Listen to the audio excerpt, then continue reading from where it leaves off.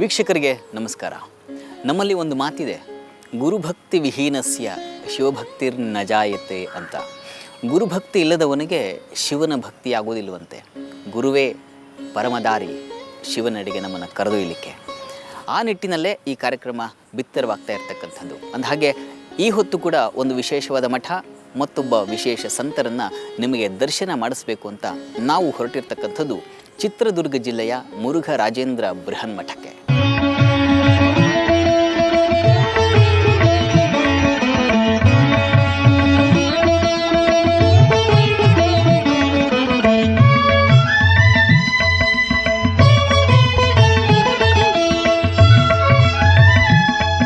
ಕರ್ನಾಟಕದ ಧಾರ್ಮಿಕ ಕ್ಷೇತ್ರಗಳಲ್ಲಿ ಕಂಗೊಳಿಸುವ ಉಜ್ವಲ ಹೆಸರು ಚಿತ್ರದುರ್ಗದ ಶ್ರೀ ಮುರುಘರಾಜೇಂದ್ರ ಬೃಹನ್ಮಠ.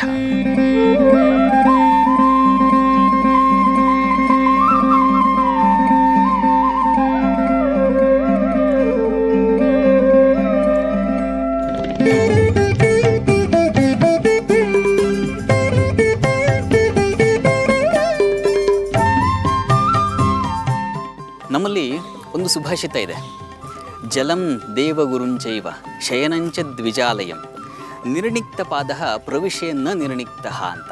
ಹಾಗಂದ್ರೆ ಏನು ಅಂತಂದರೆ, ನೀರನ್ನು ಮತ್ತು ದ್ವಿಜೋತ್ತಮರ ಮನೆಗಳನ್ನು ಹಾಗೂ ದೇವಗುರುವನ್ನು ಇವರನ್ನು ನಾವು ಭೇಟಿ ಮಾಡುವಾಗ ನಮ್ಮ ಪಾದಗಳನ್ನು ಒದ್ದೆ ಮಾಡಿಕೊಳ್ಳದೆ ಹೋಗ್ಲಿಕ್ಕೆ ಆಗೋದಿಲ್ವಂತೆ. ಹಾಗಾಗಿ ಈಗಷ್ಟೇ ನಾವು ಪಾದ ಪ್ರಕ್ಷಾಳನವನ್ನು ಮಾಡಿ ದೇವಗುರುವನ್ನು ಕಾಣಲಿಕ್ಕಾಗಿ ಹೋಗ್ತಾ ಇದ್ದೀವಿ. ಇದು ಶೂನ್ಯ ಪೀಠ. ಇಲ್ಲಿ ಕಾಣ್ತಕ್ಕಂಥದ್ದು ನಾವು ಅಲ್ಲಮ ಪ್ರಭುಗಳ ಚಿಂತನೆಯನ್ನು, ತತ್ವವನ್ನು, ಅದನ್ನು ನಾವೀಗ ಗಮನಿಸೋಣ.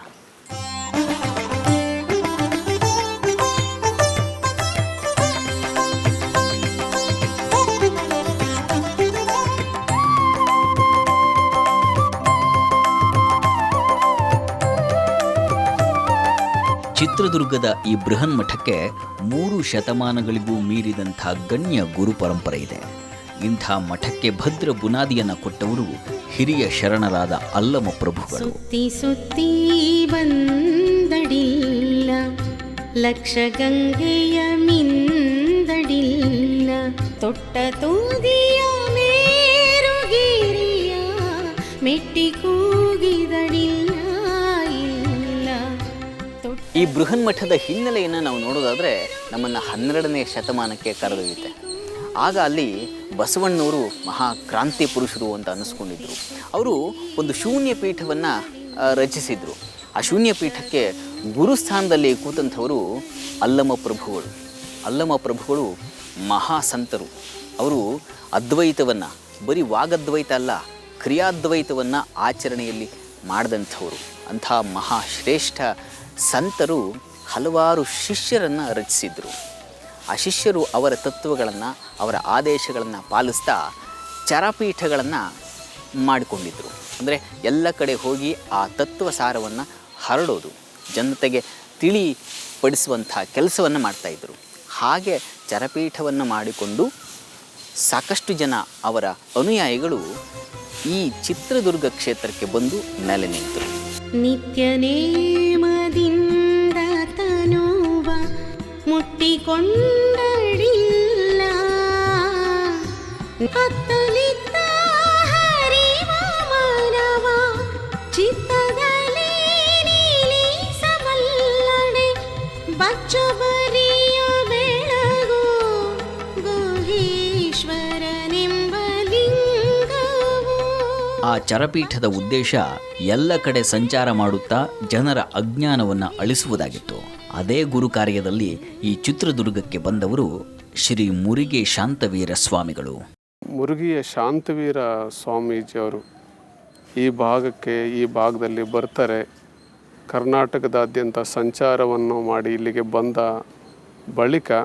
ಬಂದ ನಂತರದಲ್ಲಿ ಭರಮಣ್ಣ ನಾಯಕ ಅನ್ನುವಂತಹ ಒಬ್ಬ ಪಾಳ್ಯಗಾರರಿಗೆ ಅವರು ಆಶೀರ್ವಾದವನ್ನು ಮಾಡ್ತಾರೆ. ಆ ಪಾಳ್ಯಗಾರ ಭರಮಣ್ಣ ಅನ್ನುವಂಥ ಯುವಕ ಈ ಪ್ರಾಂತ್ಯದ ಪಾಳ್ಯಗಾರ ಆಗುತ್ತಾನೆ. ಪಾಳ್ಯಗಾರ ಆದ ನಂತರದಲ್ಲಿ ಮುರುಗಿಯ ಶಾಂತವೀರ ಸ್ವಾಮೀಜಿಯವರನ್ನು ಮತ್ತೆ ತನ್ನ ಆಸ್ಥಾನಕ್ಕೆ ಬರಮಾಡಿಕೊಂಡು ಸೂಕ್ತವಾಗಿರುವಂಥ ರೀತಿಯಲ್ಲಿ ಅವರಿಗೆ ಗೌರವಾಧಾರಗಳನ್ನು ಉಪಚಾರಗಳನ್ನು ಮಾಡ್ತಾನೆ.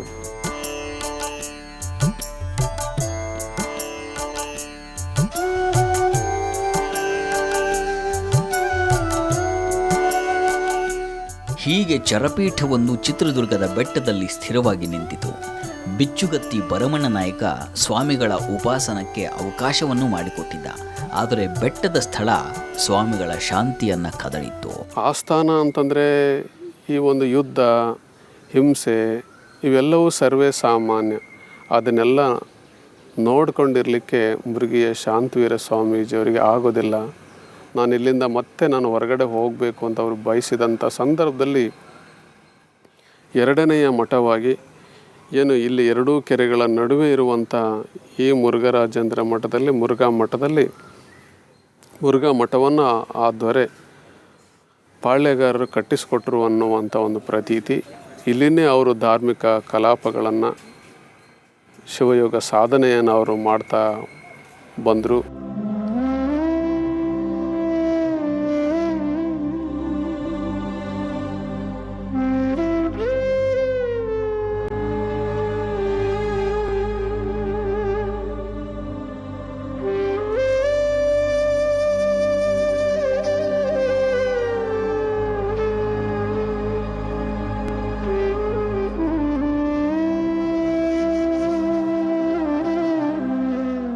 ಭದ್ರತೆಗಾಗಿ ಅರಮನೆ, ಶಾಂತಿಗಾಗಿ ಗುರುಮನೆ ಅನ್ನುವ ಅರ್ಥದಲ್ಲಿ ಚಿತ್ರದುರ್ಗದ ಜನತೆಗೆ ಎರಡು ಮಹಾ ಆಶ್ರಯಗಳಾದವು.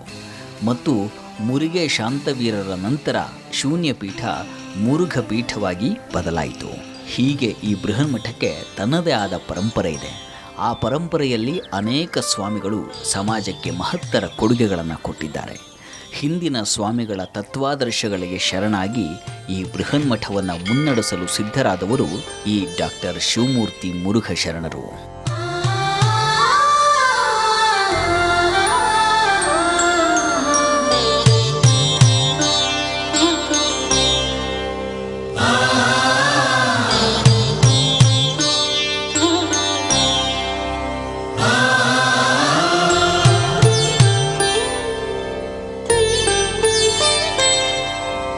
ಈ ಬೃಹನ್ಮಠಕ್ಕೆ ಒಂದು ಗುರು ಪರಂಪರೆ ನಡೆದು ಬಂದಿದೆ.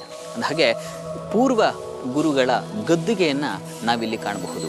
ಅದಕ್ಕೊಂದು ವಿಶೇಷವಾದ ಪೂಜೆ ನೆರವೇರುತ್ತೆ. ಆ ಪೂಜಾ ದೃಶ್ಯಗಳನ್ನು ನೋಡಿಬಿಡಿ.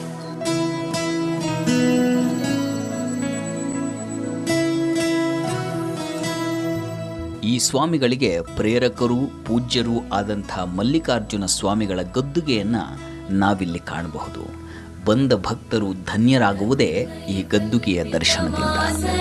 ಹಿಮಜಲೆ ಸ್ನಾನಂ ಚ ದಿವ್ಯಾಂಬರಂ ನಾನಾರತ್ನ ವಿಭೂಷಿತಂ ಮೃಗಮದ ಮೋದಾಂಕಿತಂ ಚಂದನಂ ಜಾತಿ ಚಂಪಕ ಬಿಲ್ವ ಪತ್ರ ರಚಿತಂ ಪುಷ್ಪಂ ಚ ಧೂಪಂ. ಈ ಬೃಹನ್ಮಠ ಇಂದು ಕೇವಲ ಒಂದು ಧಾರ್ಮಿಕ ಕ್ಷೇತ್ರವಾಗಷ್ಟೇ ಉಳಿದಿಲ್ಲ. ಈ ಮಠ ಹಲವು ಸಮಾಜಮುಖಿ ಕಾರ್ಯಗಳ ಮಂತ್ರಾಗಾರವಾಗಿ ಬೆಳೆದಿದೆ.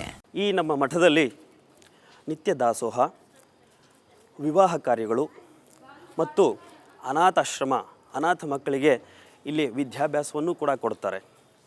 ಮತ್ತು ಇಲ್ಲಿ ಅಲ್ಲಮ ಪ್ರಭುಗಳ ಒಂದು ಸಂಶೋಧನಾ ಕೇಂದ್ರವೂ ಸಹ ಇದೆ. ಮತ್ತು ನಮ್ಮ ಮುರುಘರಾಜೇಂದ್ರ ಸ್ವಾಮಿಗಳು ಅನೇಕ ಸ್ಕೂಲುಗಳನ್ನು ಸಹ ತೆರೆದಿದ್ದಾರೆ, ಕಾಲೇಜುಗಳು. ಇವುಗಳೆಲ್ಲ ಒಂದು ವಿಶೇಷವನ್ನು ಸೂಚಿಸುತ್ತವೆ.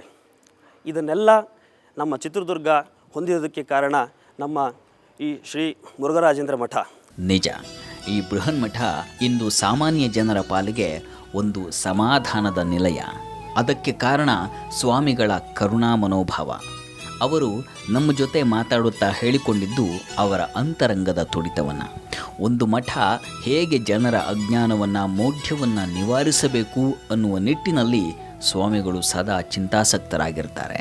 ಅದರ ನಿವಾರಣೆಗೆ ಹಲವು ಕಾರ್ಯಗಳನ್ನು ಮಾಡಿದ್ದಾರೆ, ಮಾಡುತ್ತಿದ್ದಾರೆ ಕೂಡ. ಅವರು ಮಾಡುತ್ತಿರುವ ಕಾರ್ಯಗಳಿಗೆ ಸಾಕ್ಷಿಯಂತೆ ಇದ್ದಾರೆ ಇಲ್ಲಿನ ಭಕ್ತರು. ಮೂಢನಂಬಿಕೆಯ ಒಂದು ಕ್ರಾಂತಿಕಾರಿ ಹರಿಕಾರ ಕೂಡ ನಮ್ಮ ಮುರುಘಾ ಶರಣರು. ಗೊಲ್ಲರಹಟ್ಟಿಯಲ್ಲಿ ನಡೆದ ಒಂದು ಮೂಢನಂಬಿಕೆ. ಅಂದರೆ ಈಗ ಬಾಣಂತಿ ಮೈನೆರೆದ ಹೆಣ್ಣು ಮಕ್ಕಳನ್ನ ಊರಿಂದ ಹೊರಗೆ ಇಡ್ತಾ ಇದ್ದರು. ನಮ್ಮ ಮುರುಘಾ ಶರಣರು ಆ ಗ್ರಾಮಕ್ಕೆ ಹೋಗಿ ಅದರ ಬಗ್ಗೆ ಅರಿವು ಮೂಡಿಸಿ ಅವರಲ್ಲಿ ಜಾಗೃತಿ ಮೂಡಿಸಿದಾಗ ನಮ್ಮ ಶರಣರ ಮಾತಿಗೆ ಬೆಲೆ ಕೊಟ್ಟು ಮತ್ತು ಅದನ್ನು ಅರ್ಥ ಮಾಡಿಕೊಂಡು ಹೊರಗೆ ಇದ್ದ ಒಂದು ಬಾಣಂತಿ ಮೈನೆರೆದ ಹೆಣ್ಣುಮಕ್ಳನ್ನೆಲ್ಲ ಊರಿಗೆ ಬಿಟ್ಕೊಂಡ್ರು. ಮತ್ತು ಇನ್ನು ಮುಂದೆ ಈ ಥರ ಮಾಡೋದಿಲ್ಲ ಅಂತಲೂ ಕೂಡ ಭಾಷೆ ತೊಗೊಂಡ್ರು, ಮಾಡಬೇಡಿ ಅಂತ ಮುರುಘಾ ಶರಣರು. ಗ್ರಾಮಸ್ಥರು ಕೂಡ ಅದನ್ನು ಒಪ್ಪಿ ಮೌಢ್ಯನ ಬಿಟ್ಟಾಕಿದ್ರು ಅವರು. ನಿಜ. ಹಾಗಾಗಿಯೇ ಜನಸಾಮಾನ್ಯರು ಈ ಮಠಕ್ಕೆ ಬರೋದು. ಯಾವುದೇ ಆಡಂಬರಗಳಿಲ್ಲದ ಆಚಾರಗಳು, ವೈಭವಗಳಿಲ್ಲದ ಪೂಜೆ ಪುನಸ್ಕಾರಗಳು ಇಲ್ಲಿವೆ. ಆ ಅರ್ಥದಲ್ಲಿ ಇದು ನಿಜಕ್ಕೂ ಶೂನ್ಯಪೀಠ.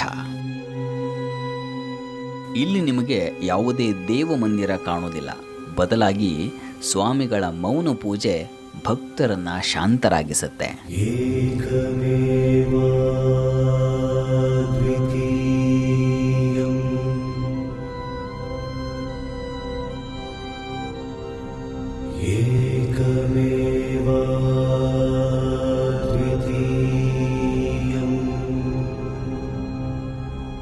ಮೂರ್ತಿ ಪೂಜೆಗಿಂತ ಜನೋಪಕಾರಿ ಕಾರ್ಯಗಳಲ್ಲಿ ದೇವರನ್ನ ಕಾಣುವ ಮನಸ್ಸು ಸ್ವಾಮಿಗಳದ್ದು.